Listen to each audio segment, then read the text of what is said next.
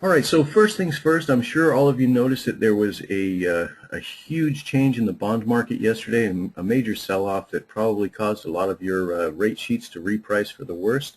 And I wanted to cover today in the beginning just how you can use that tool to stay ahead of the game. I'm going to show you how to install it. I'm going to show you how to read the charts, and we'll take a look at how to read the different commentaries that come out from our experts so that you can stay ahead of those reprices. So first things first, if you guys don't know this, your membership includes two distinct items. You've got Edge, which is the tool that we're looking at right now. This is the one that allows you to prepare your presentations for your clients. But the other side of this is the RateWatch tool. Now the RateWatch is your MBS bond market tracker. In order to install the RateWatch, you're going to go to the Mortgage Coach site, hover over Solutions, and choose RateWatch. Now once the screen comes up, you'll see a Download Now button right here on the lower right. Click on Download Now. This is going to take you over to the RateWatch page, and you'll see a quick video that Joe Batur, our president, has put out to show you how it's done. And then all you're going to do is click on the Download Now button. So give me just a second here. I'm going to download this in a different browser, and I want to bring this to your attention. If you're using Google Chrome like I am, you definitely want to make sure that you download this in Internet Explorer or Firefox.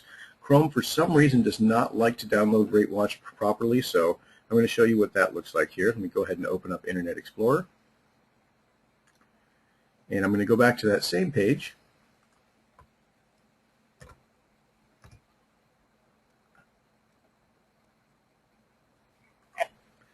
And then I'm going to click on the Download Now button. Now when you click that, you'll see another window pop up that gives you the opportunity to install now. So when you click on Install Now, it's going to start up the process. Now RateWatch uses a program called Adobe Air to do the installation. This does require admin rights in order to be able to run. So if you don't have admin rights on your machine, you're going to need to get your IT department to help you install this. If you do have admin rights, however, you'll see this kind of a message box, and then you can hit Open. And you can see that I've already got this one installed on my machine, so I'm going to go ahead and run it. But if I didn't have it installed, it would ask me to go ahead and install, accept the terms and conditions, and then it'll pop up the RateWatch. So you can see I've opened the RateWatch now. I'm going to need to log in. Make sure to use the same login and password as you do for Edge.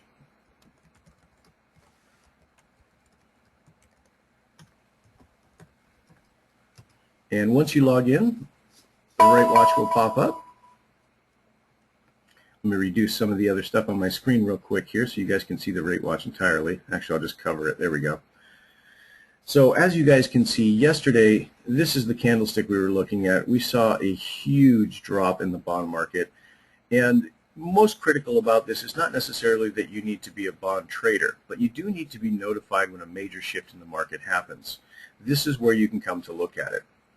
Now when you have RateWatch installed, it's automatically going to put these binoculars in the bottom right corner of your screen. You notice I've got my mouse hovering over it right now. Anytime you hover your mouse over it, it'll tell you exactly what today's condition is. You can see we're down 13 basis points for the day today. So nothing real has happened this morning, not quite yet. But if you watch Dan's commentary from this morning, he does explain what happened yesterday and what he anticipates might happen today. So let's take a look at what the day watch looked like yesterday. And that just popped up, that's actually a commentary alert. That's Dan Rawich's daily commentary. When you click on that, it'll actually open up the daily video, and you can watch that and see all the news about what's going on. Now I'm going to click on the day watch chart, and you can see that this is today's chart. We've issued several alerts today because we've had some pretty big movement in the morning, but it's tapered off, and you can see we're actually down now. Now if we look at yesterday's chart, you should keep in mind that you have access to the historic charts going pretty far back. So I'm going to look at yesterday's. And you can see that yesterday's chart, we just fell off the side of a cliff. So towards the end of the day, we're waiting on the Fed announcement. That's right about when it happened right there, and you can see it just tanked off. Now you can always copy and paste this into an email for your client. And this is a great tool to send out to relay that sense of urgency. You know, you really need to lock now to ensure that you get the best pricing available. Had they locked in the early part of the morning here, they would have still gotten a pretty good rate. Towards the afternoon, though, when this started dropping off the market, your rate lock desks and And basically, anybody who's financing these loans decided they're going to definitely lower rates for the day. So after this point, you saw a rate increase.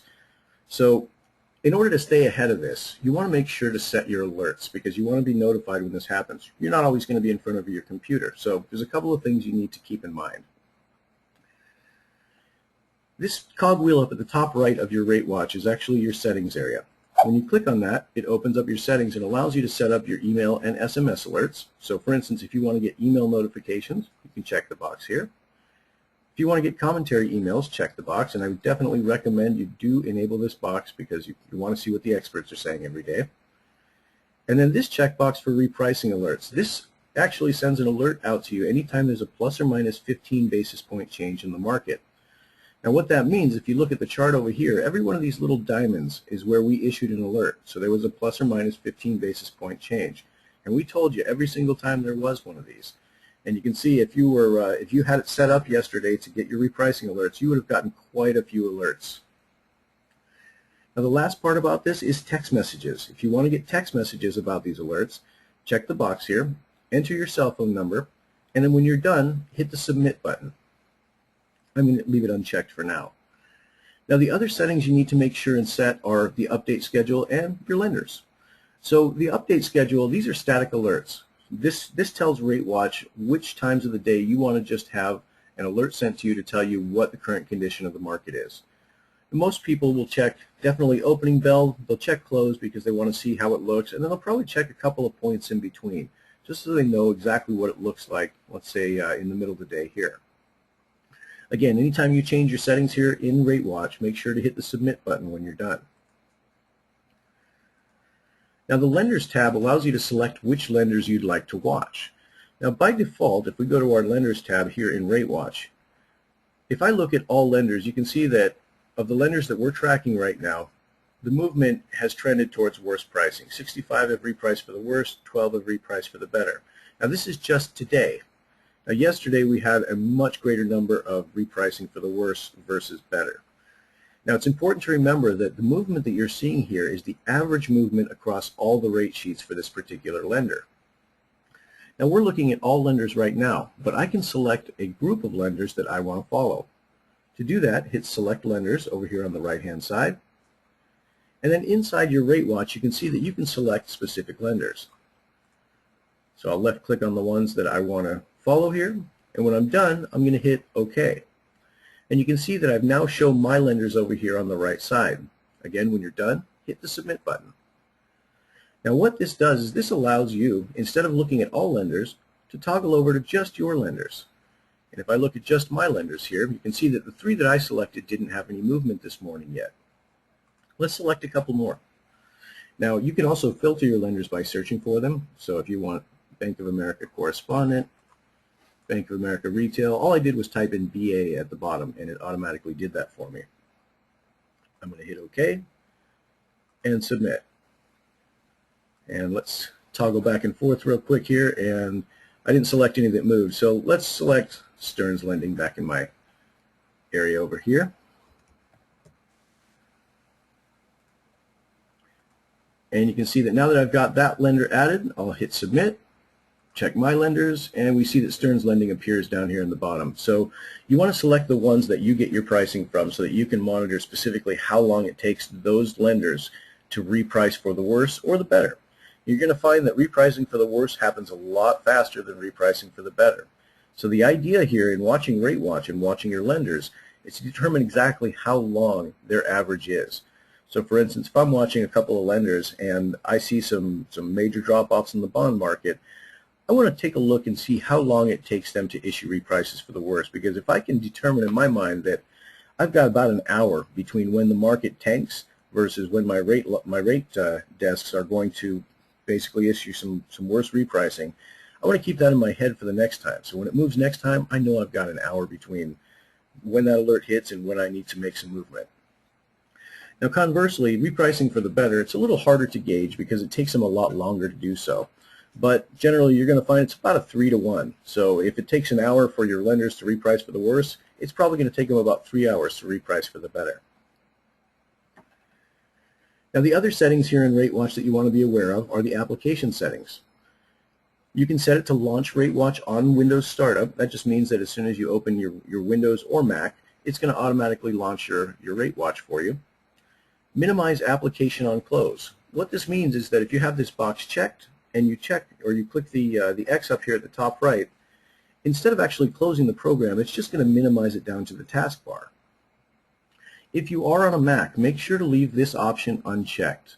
Mac doesn't handle the minimization the same way that PC does. So if you have this one checked and you close your RateWatch, it's going to minimize to somewhere where you can't get it back without forcing it to quit.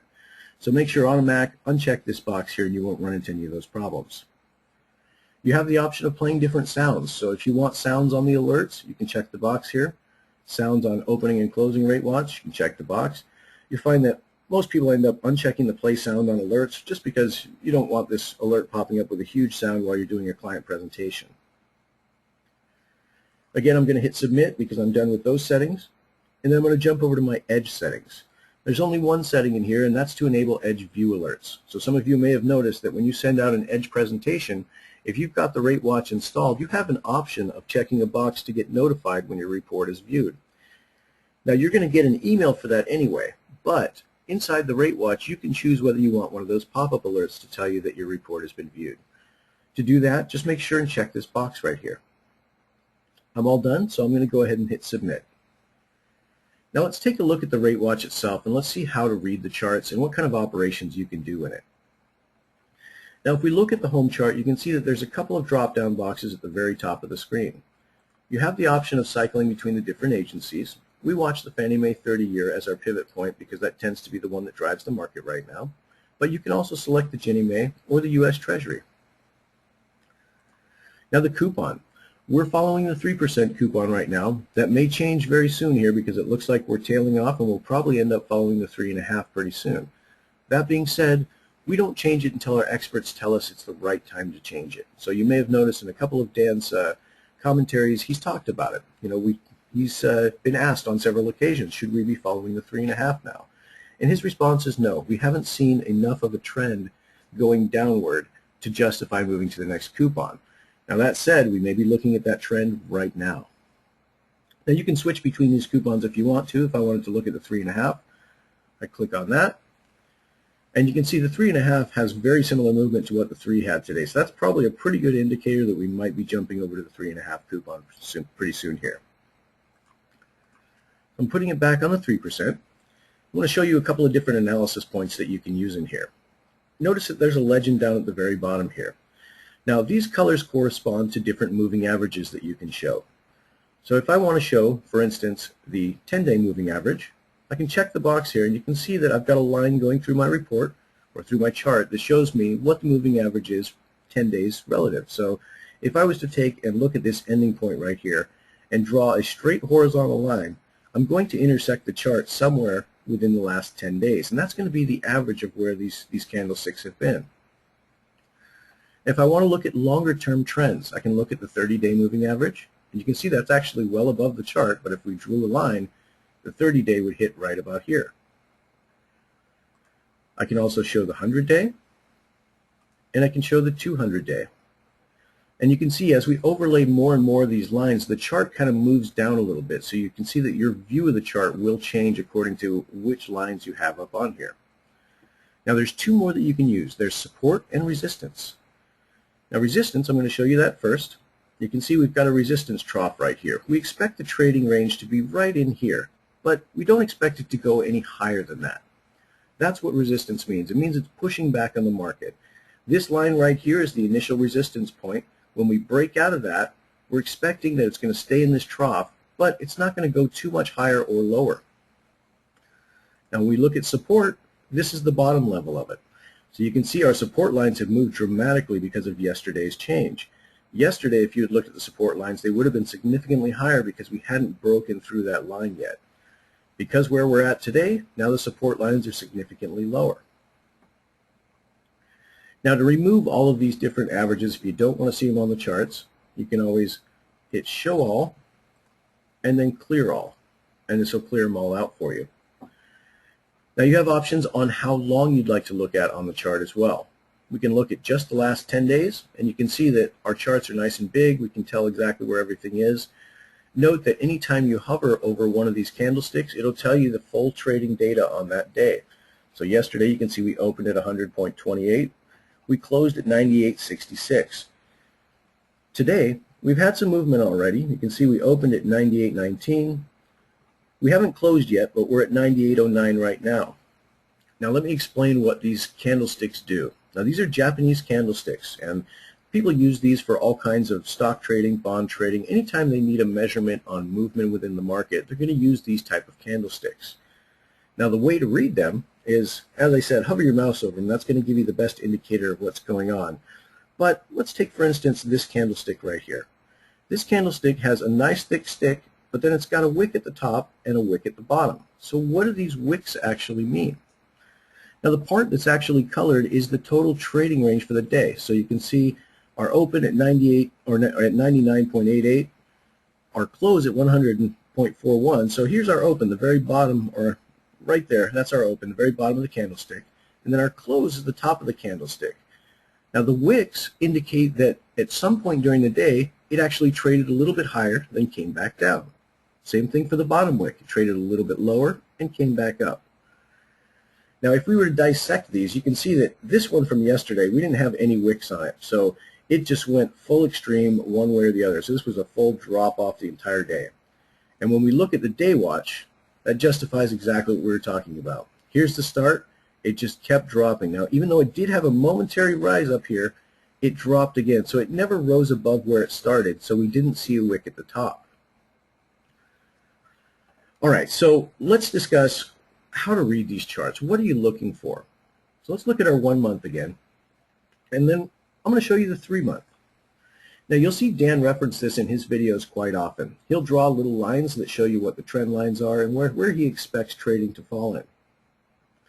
Now one of the things to keep in mind is Dan's a bond trader. You don't have to be. All you got to do is listen to what he's talking about and try to make sense of what the bond market is doing in your area. So if we're looking at Dan's videos and he's drawing lines to show you the different areas, what he expects the trends to be. When we look at today's, it's really not, or yesterday's, it's really not that far outside of the trend line. It is definitely lower, but we've got a global trend forcing downward right here. Now this is pretty important to note because when you're talking to your clients about this, this justifies that whole conversation that you have that says, these are the best rates in history. Don't let these pass you by. You can see we're actually in a drop right now and rates are going to be rising pretty soon here. Now, of course, yesterday's, that's definitely the one that you'd want to send out to your clients. Like I showed you, you can send out the day watch, or you can even send out, say, an image of the 10-day chart just like this so they can see exactly how much it dropped yesterday. Now let's take a look at the max. Now the max, this is going pretty far back, and you can see if you hover over any point here, it shows you what date this was, and we're looking at basically a year back, a little more than a year back here. Now, last year we saw some pretty good movement going upward, and you can see that we topped out right around September of 2012. Then we started tailing off, had some minor gains back, and this last gain was the last one. Now we're heading straight back down. So you can see this indicator right here. Anytime your bond charts are showing a downward trend, that means rates are going up. Anytime they're showing an upward trend, rates could potentially go down. All right, so let's take a look at that day watch chart again. Now this is yesterday's chart. I already explained what these diamonds are and what they indicate to you. These are all the RateWatch reprice alerts that you receive. But again, this is a great indicator to show your client in terms of that downward trend. This is just a single day's movement, and this is a major contributor to that sense of urgency factor when you're pitching this to your borrowers. Now you can look at any day in the past here, so if I wanted to look a few months back and just see what happened in February, you can see February 1st, we had kind of a low day as well. We had some drop-offs going here. But you can show any of these charts to your client. To do so, just right-click on it, hit copy, and then you can paste it into an email to your client and send it out. Now the alerts, if we look at this right here, you can see we're looking at just today. So this is showing the alerts that have been issued today. And if we start early in the morning, 6:51, we had our first alert. It actually was going up for a little while. And we saw that on the day watch chart, but it was going up.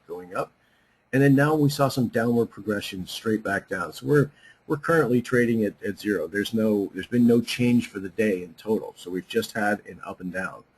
Now, that's not to say it's not going to finish differently for the day, but you can see that right now we're at a pretty neutral spot. Nothing's really happening. Now, Dan refers to this as what's called a dead cat bounce. Now, a dead cat bounce, and let me show you the 1 month again, means that something major happened in the market, whether it's a drop or a rise. And then the following day afterwards, we're going to see this really neutral progress going on with the bond market. So we'll see just a little bit of movement, but it's not going to bounce back up to the top of the trading range again. This means something major happened. This means that rates are definitely going to be going up, and nothing that's going to happen today is going to bring them back down unless there's some momentous announcement that says we're all in the toilet again. So when you look at how to read the commentaries, there's different things you want to look for to help determine what's going to happen in the bond market. Usually, the main operating factor is consumer sentiment. When we find that consumer sentiment is actually improving, the bond market is going down.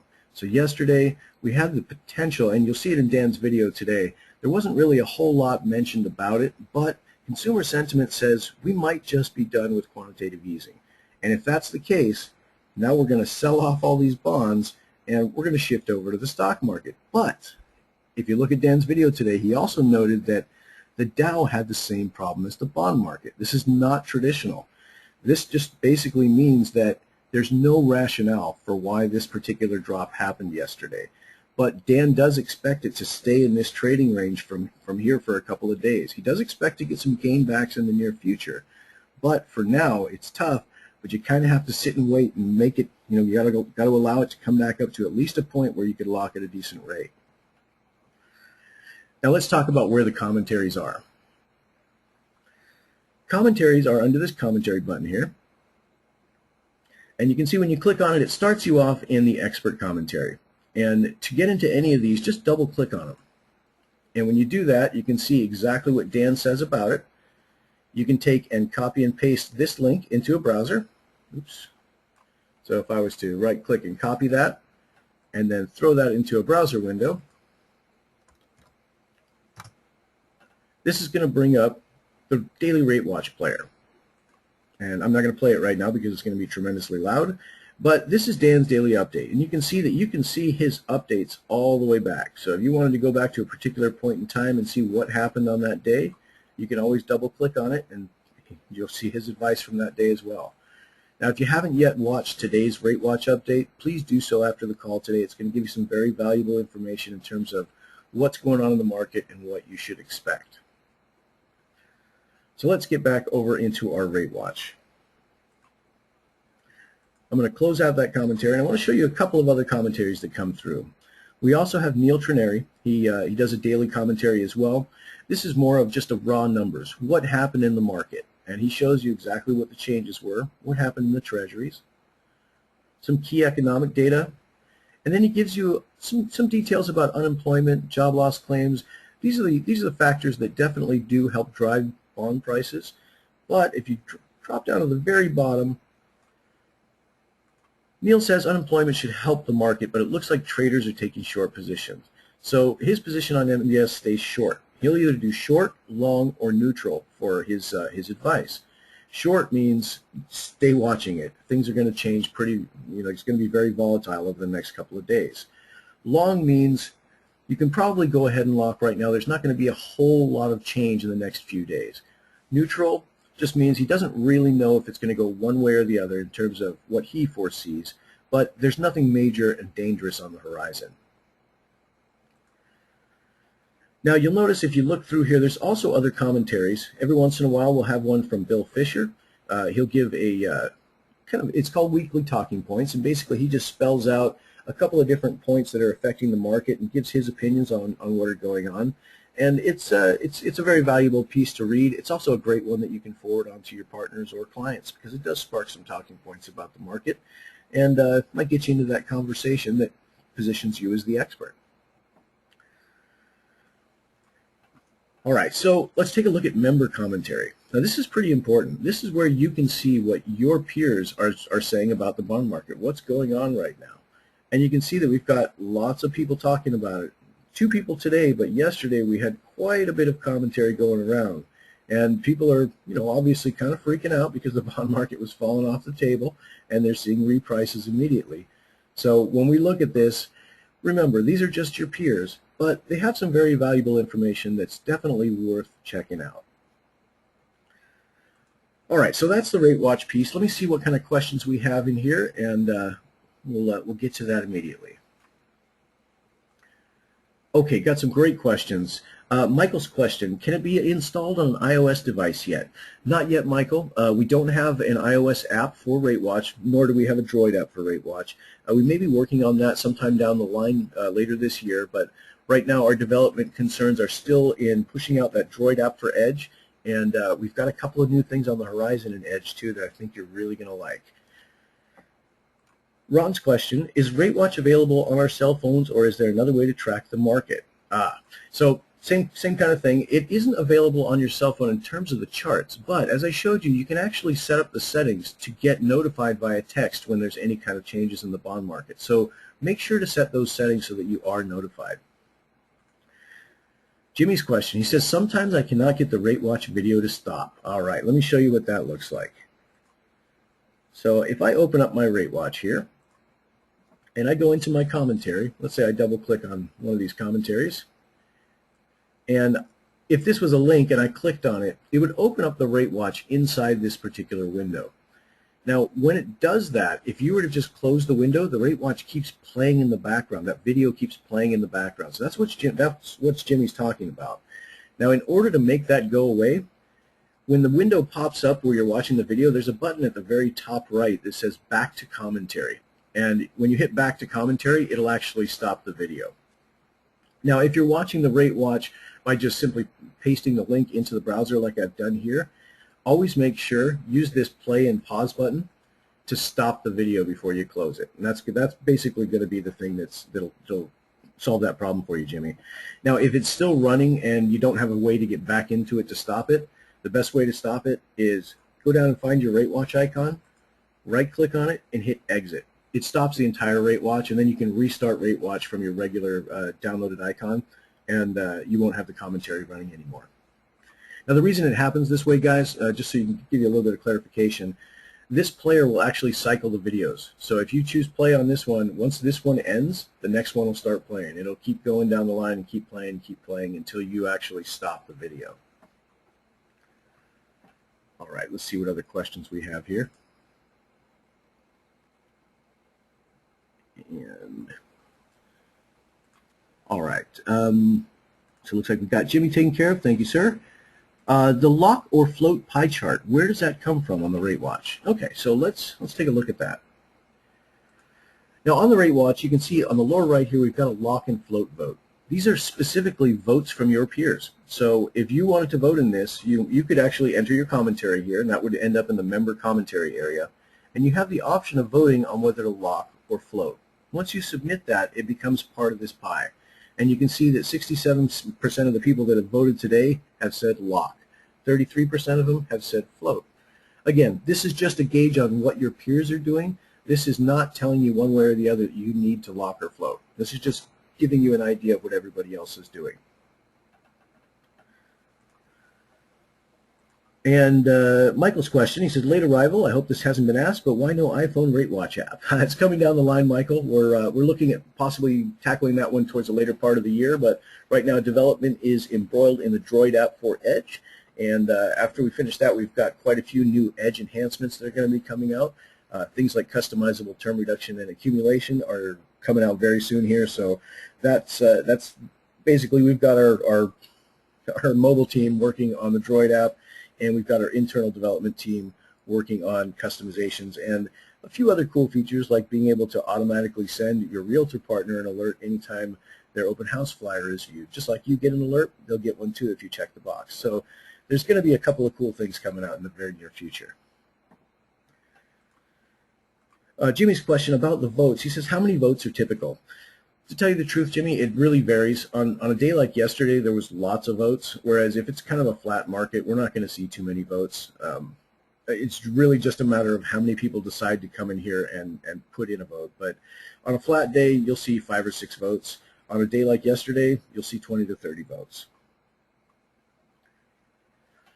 All right, so one more thing I want to cover on the RateWatch before we move on to Edge, and that's if you don't have admin rights on your machine and you're not able to install this application, you can still get to it. If you go to, and I can send you this link, if you send an email to support@mortgagecoach.com, we'd be happy to send you this link, but it's www.ratewatch.com/RateWatch Online. And when you do that, it actually brings up the online version of the RateWatch. So you can still log into this just like you normally would.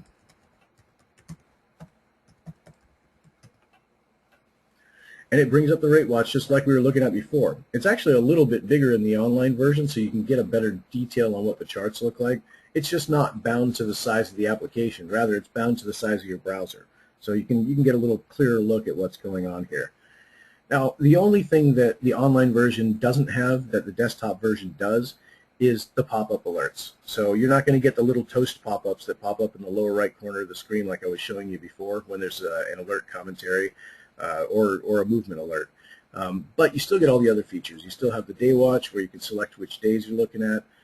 You still have alert functionality. You can check all your edge views. You still got all the commentary. And you still got the lender tab, so you can look at the lender repricing based on today's movement. All right, so hopefully that covers the RateWatch for you guys. If you have any more questions about the RateWatch, how to install it, who you need to contact at your company even, because we probably know if you're one of our site licenses, we've probably worked with your IT department in the past, and we can shoot you towards the right person that can help you out. But if you run into a problem downloading RateWatch and you do have admin rights on your machine, let us know over in support. We can jump on your machine with you and help you get it installed. All right, so that was the RateWatch piece, guys. Let's move over to Edge now, and we'll start talking about a couple of other things. Let me pop out those questions and see if there's anything left here. Oh, Michael's question, real quick on the RateWatch before we jump over to Edge. He says, I'd like to be able to annotate the RateWatch chart like you did in your email today. What's the best software, or can those features be added into the RateWatch program? So what I did, Michael, and I'll show you this, I use a program called Snagit. Now, if you have Windows 7, you actually already have a tool called the Snipping Tool. Let me show you what this looks like. Go over to RateWatch real quick. And if you go into your All Programs in Windows 7, and then go to your Accessories folder, there's one here called the Snipping Tool. Now the Snipping Tool allows you to drag a box around anything on your machine and capture it as an image. So when I click on that, it'll come up in just a moment here, but it partially grays out your screen for you. And then what you do is you use your mouse and left click and hold and drag. And you're going to drag a box around whatever you want to capture. And then when you're done with it, when you're happy that that box looks like what you want to capture, release the mouse button, and now you've got an image that you can doctor up. So for instance, I can use a pen. There's a couple of different colors on the pen. Not a whole lot of options here in terms of markup, but I can do things like circle an area. I could point in an area. I can use a highlighter to show exactly what happened here, something like that. But again, this is kind of a remedial tool. It's built into Windows, so it's free. But if you want to get the kind of chart action like I had this morning in the emails that went out, I use a tool called Snagit. Now, Snagit is provided by TechSmith. It is not free. It does cost you money, but it's dirt cheap, and it's well worth the price. But what this does is it gives you the ability to do a screen capture, just like we were looking at. But when you open Snagit, it has a much better editor. So if I want to capture an image, I'm going to drag a box around my RateWatch. And this is exactly what I did this morning. And once I'm done, it brings up my Snagit editor, and now I can do things like I can use an arrow to point at a particular trading date or range. I can circle things using a circle. There's highlighters and pens too, so if I wanted to highlight certain areas, I could do that. Let's see here. Let's highlight the whole thing. You can even move stuff around. So this is a fully functional picture editor, so feel free to do whatever you need to do with this. What I did this morning was I just basically pointed at that area, put in a text box here, and said, you should have locked here. Now this image I can actually send over to my client as is, so I can just hit copy and I can paste this entire thing into an email to my client and let them know what was going on. Now same thing if I was looking at the day watch chart and I go in there, there's actually hotkeys in Snagit, so I'm hitting F4 to give me a hotkey so I don't have to select that little box down below. And you can see as soon as I select that, now I've got an editable image and I can point at things that, like for instance, today, here's our midline. This is our first drop, so this is where I would probably be a little bit concerned about what's going on with the market. I might even put a little verbiage in here to explain to my client, what's going on. This is the first step downward today.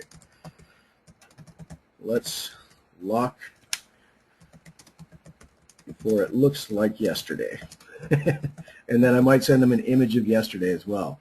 And you can play with these text boxes to make them a little bit bigger. You can move them around. You can bold type. You can change the fonts. There's all kinds of good stuff that you can do in here. But I really do recommend you get some kind of a snipping tool. Like I said, there is one built into Windows that you're welcome to use, but the markup isn't that great in terms of what you can add to it. Snagit offers a lot better markup opportunities. Okay, so hopefully that answers your question there, Michael. If you need a link to download a copy of that, send us an email over at support. We'll shoot you a link right away. All right, so let's get into Edge.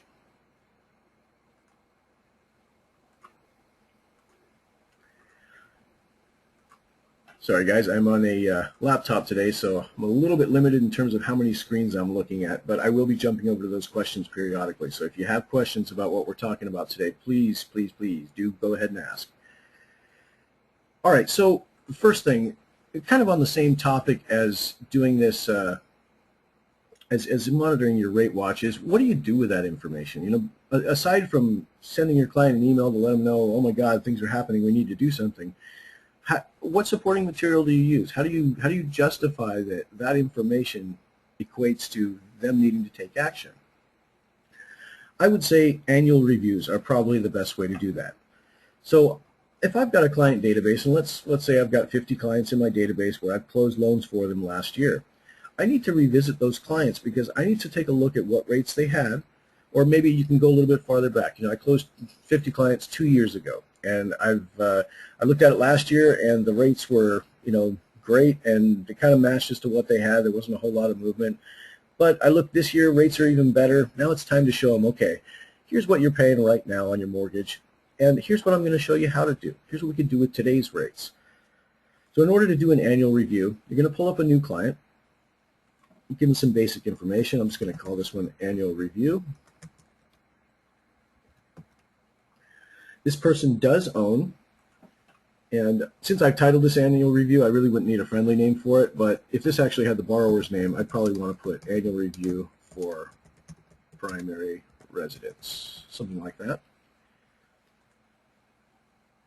Now in terms of the goals, remember you're not taking an application this time, so you don't necessarily have to collect all this information for your borrower, but you definitely do want to choose one of the refi goals. So I'm going to choose lower my interest rate. And current property value, make sure to put that in there because that's going to help you develop your LTV.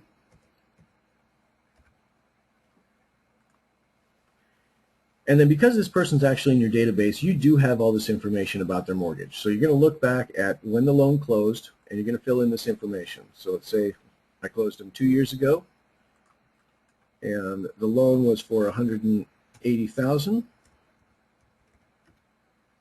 And when I did that, it was at 4 1/4. Let's make it a little bit more of a disparity, 4 1/2, and that was on a 30-year term. Now, once I tab through, Edge automatically calculates what the remaining balance would be if they just made straight amortization payments, no additional principal payments. Now, if you do know that they've made additional principal payments, make sure on the remaining balance, just overwrite it. So if I know that they've paid an extra $3,800 worth of principal, they actually have a balance of $170. Now when you do that, Edge automatically adjusts the freedom point accordingly. So had I not changed this, they would be looking at 28 years left on their loan. And since I did change this, it's going to be a little bit less because they've paid down extra principal, so their term's going to end up a little bit shorter. It's probably closer to 26 years at this point. Now make sure to enter their monthly taxes and insurance. And if you're not going to use taxes and insurance, that's fine. Just make sure it's the same across the board.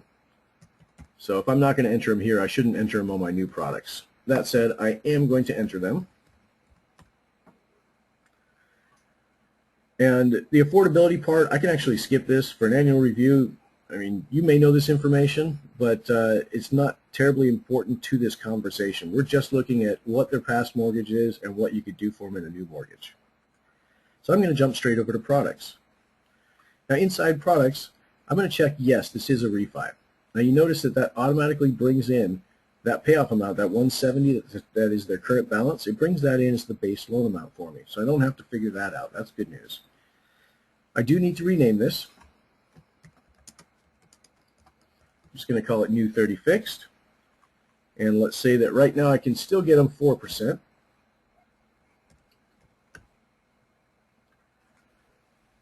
And when I get to my closing costs, I'm just going to pull in one of my templates. I don't think I have any templates in this one. Oh, good, I do. Okay. There's my conventional 30 fixed. And you can see that there's a couple items in my templates that I leave blank on purpose. Things like the hazard insurance reserves and the county property tax reserves. These ones, I don't know a set value that I can use for every single one of them. So my guidelines may say I need 3 months of hazard insurance reserves and 6 months of property tax reserves. I want to fill these in on the fly as I bring in the template each time. So for this one, let's say we've got $300 here, and we'll say about $800 for our tax reserves. Now once you've got all the data entered in here, hit Apply to Loan. It automatically brings in everything you had in there. You can see I've actually got a contribution in there. So I'm going to take a look and see where that came from, because on a refi I might not have a contribution. And it looks like this is just lender's title insurance, so this was probably a purchase template. So I'm going to delete that one and hit Apply to Loan, and you can see that now my contributions are gone. Now the last part is make sure to put in your monthly escrows like before.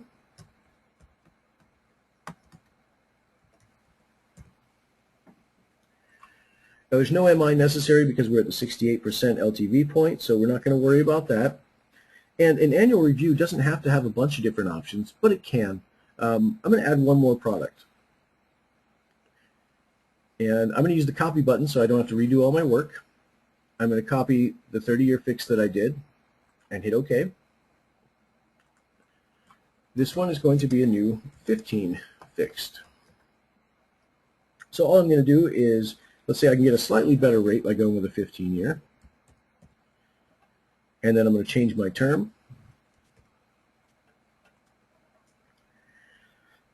If there was any difference in the closing costs, I'd want to make sure and go into the detail and make any changes. Since I copied, my hazard and taxes already came over, so I don't have to worry about this.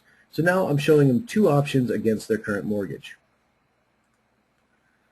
All right, so let's take a look at the analysis screen. Now, this is something that confuses people quite often. If you look over on the top right here, you'll notice that the current mortgage is showing a savings, a monthly savings.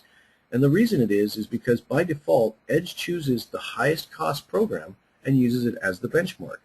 The 15-year fixed loan has the highest payment because it's got the shortest term.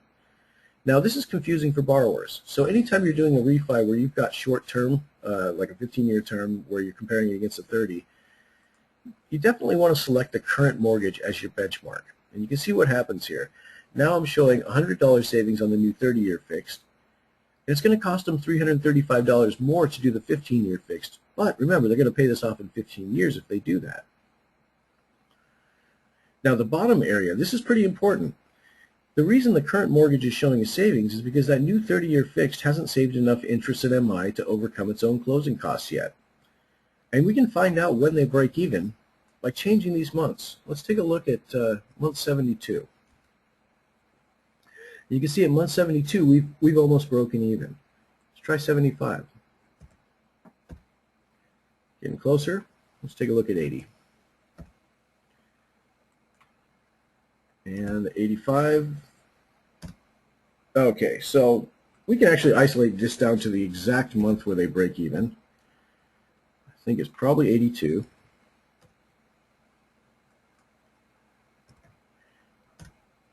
Okay, so at month 81, they're still showing a $30 savings on the current. That means they haven't saved enough interest in MI to overcome their closing costs yet.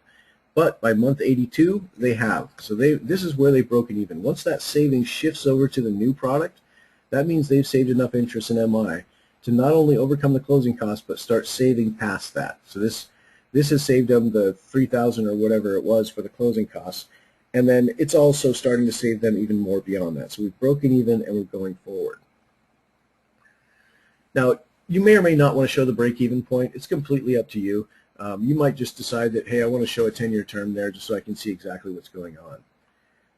Now, for the long term, I usually recommend choosing total interest in MI paid. It's going to be the most valuable metric for your client.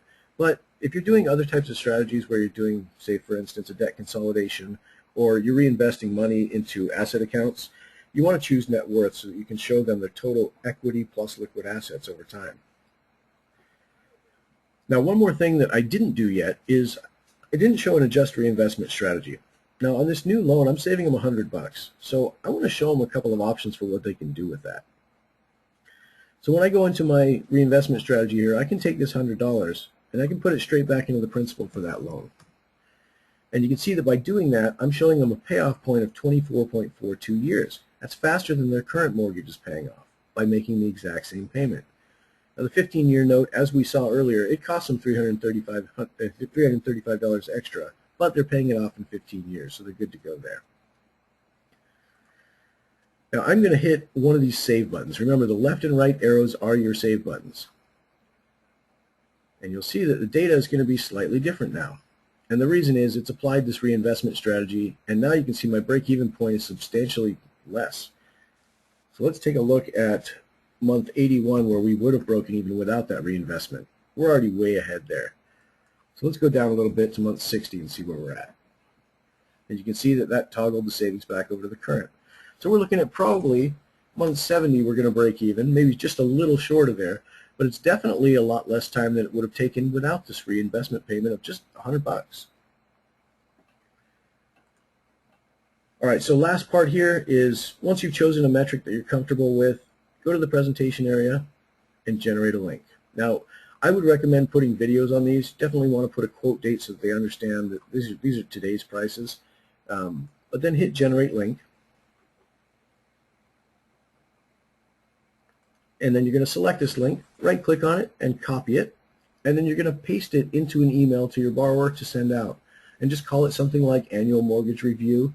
I definitely would advise putting a video on this. When you put a video on it, you can explain exactly what you're talking about to the client. Things like, you know, here's what your current mortgage looks like. Thank you for allowing me to help you with it a couple of years ago.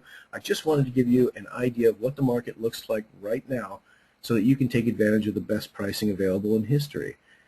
Then I would probably, in that same email, give them a couple of screenshots of RateWatch and show them that it's fallen off a cliff. There's not going to be a whole lot of time left where you're still going to be able to get this kind of rate. So take a look at it, see if it makes sense for you, and then let's talk about refinance. All right, so let me get to a couple of questions here.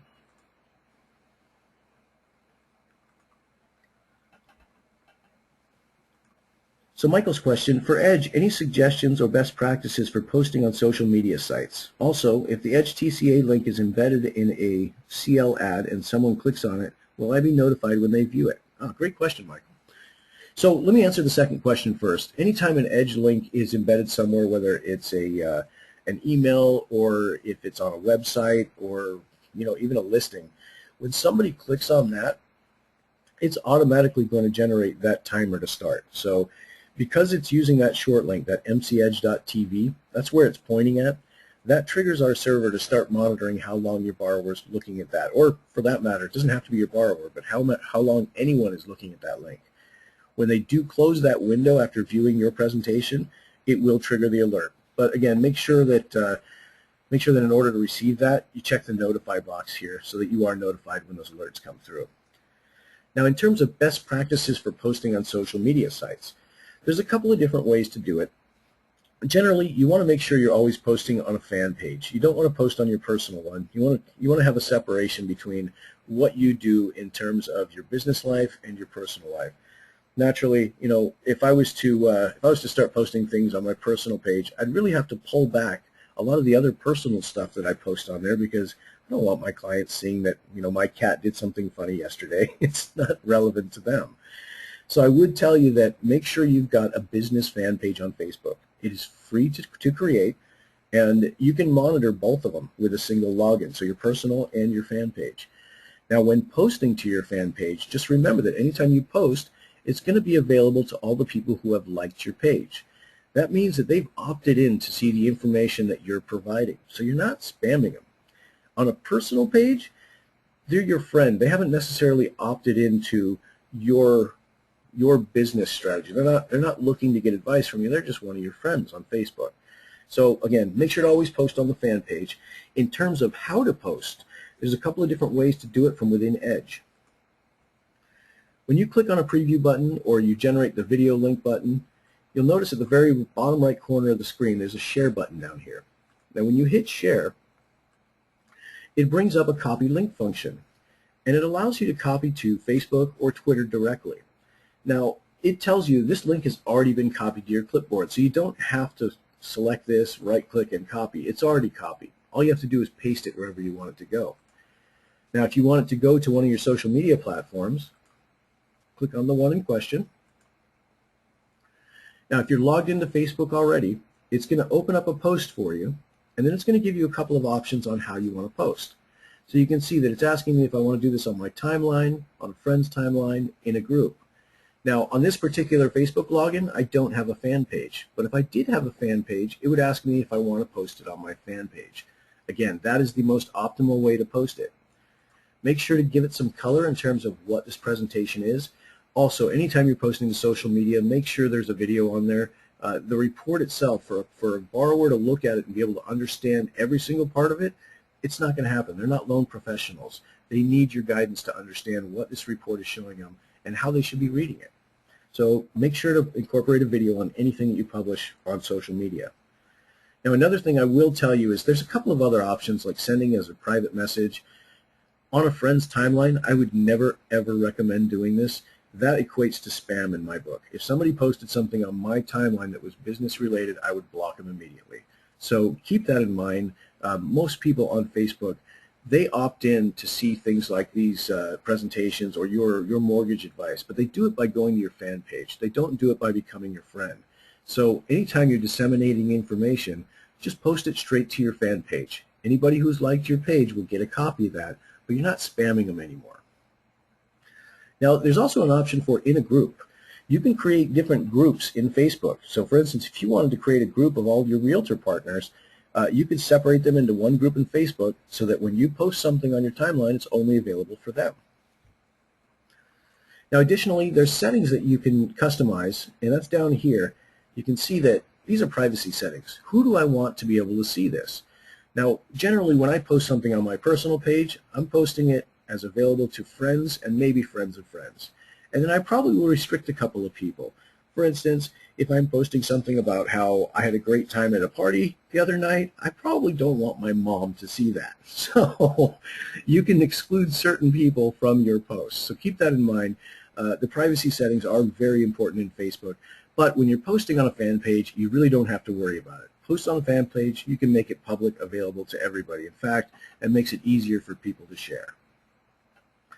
Now when you're done writing up your description of what this presentation is about, you can even actually change the name of the link here, and it won't overwrite the link in Edge. You can call this your annual review,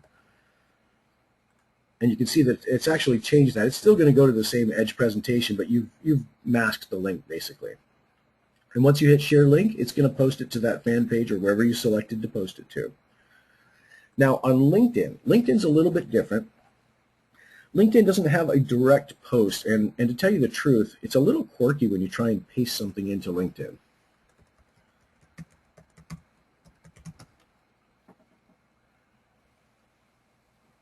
So if I was going to share something on LinkedIn, if I just paste my link in here, you can see that it does generate a preview down here.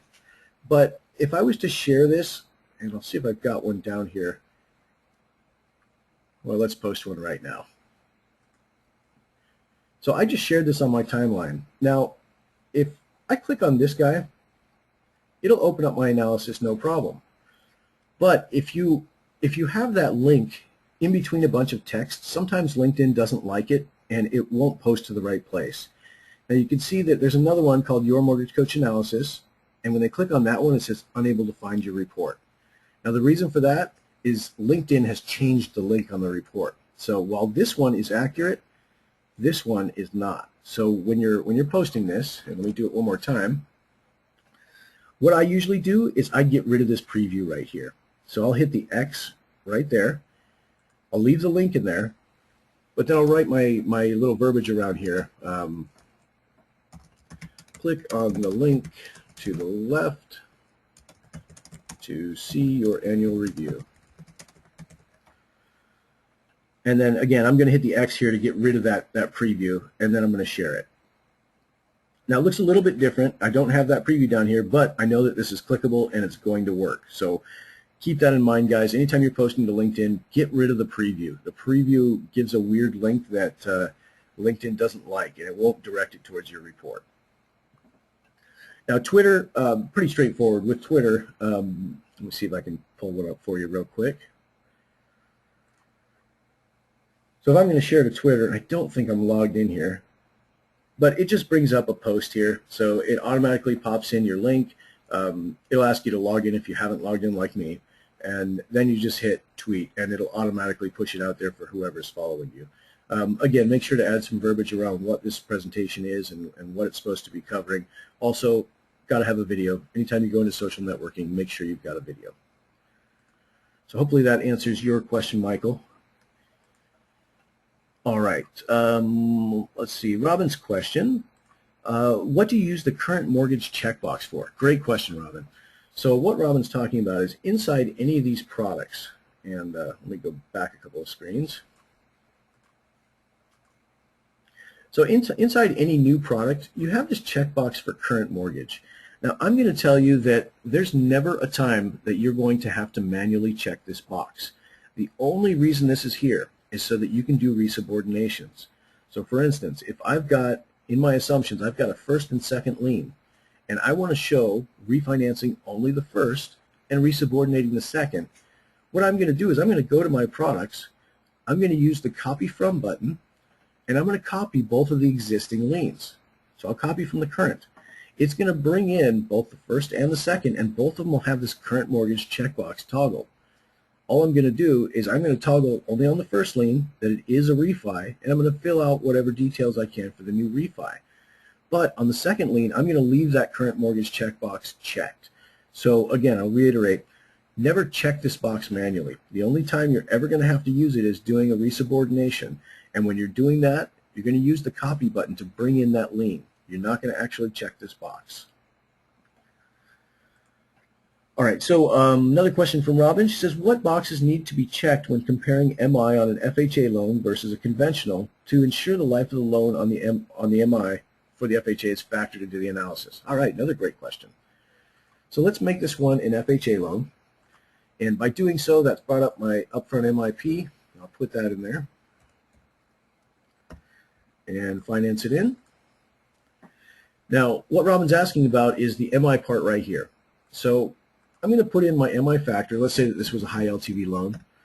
And I've got my 1.35. Now, with today's guidelines, the MI cutoff percentage doesn't factor in at all. It's not going to come into play anymore. They have to carry this for the entire term of the loan unless they've got a low LTV loan, in which case they'd carry it for 11 years. So you want to check the FHA guidelines on that, but keep it in mind that you've got a couple of factors here. One is for all FHA loans, make sure to check the box to recalculate the MI every year based on the balance. That's going to have a declining MI payment over time. Now, most importantly, and this is what Robin was talking about, if I want it to carry for the full term, I need to put my 360 right here. That's going to ensure that my MI never drops. Doesn't matter what this MI cutoff percentage is, the MI cutoff month is the first operating factor when we're looking at cutoffs. After that has been satisfied, then it can look at the MI cutoff percentage. But if we're talking about full term, there's never going to be a time where it has to look at this percentage here. All right, and Scott Nicholson, welcome to the call. Long time no see. Thanks for joining us. Scott's question, can you add that TCA hyperlink in a picture and then post that picture? I've seen you do this, Scott. So what Scott's talking about is over on Facebook, if I wanted to post an image and link an actual TCA link to it. You can do it, but it's a little hairy. And I would tell you that Scott is one of the people that actually knows how to do this fairly well. He does it quite often with different types of images he uses. But what you do is you post the image in your timeline. Now, the first comment on it, or any commentary on it, you want to basically have the link there so that they can click on it. But you can't turn that image directly into a clickable link. So what I'm going to do is let me do a little research with Scott. I'm going to bounce some ideas off him in the off time here, and we're going to come up with a way that you guys can do this pretty easily. There is a way to do it in Facebook. It's just not easy. So let me find out a little bit more. Scott, thanks for asking that question. I want to talk to you about that, and we'll talk a little bit more about that in the off hours and see what we can come up with. But it looks like we are out of time today, so let me go ahead and end the call today. This was recorded. If you'd like to see this presentation again, you can go to our Mortgage Coach page, hover over Community, and choose the Coaching Call Archive. And I'm going to be posting this. This link actually never changes, so I just keep overwriting the file each week. However, this week I'm actually probably also going to post our Q&A presentation here as a coaching call. So you'll have both areas where you can look at it. In fact, I'm going to leave this one pointing to last week's call for a little while. Last week was a really good call. If you get the chance to watch it and you missed it last week, take a look at this one. It was a good one. We covered a lot of different topics on the QA. But again, guys, thanks for joining me. I really appreciate your time. Stop in every Thursday, and we'd love to help. Thank you much. Have a great day. Bye-bye.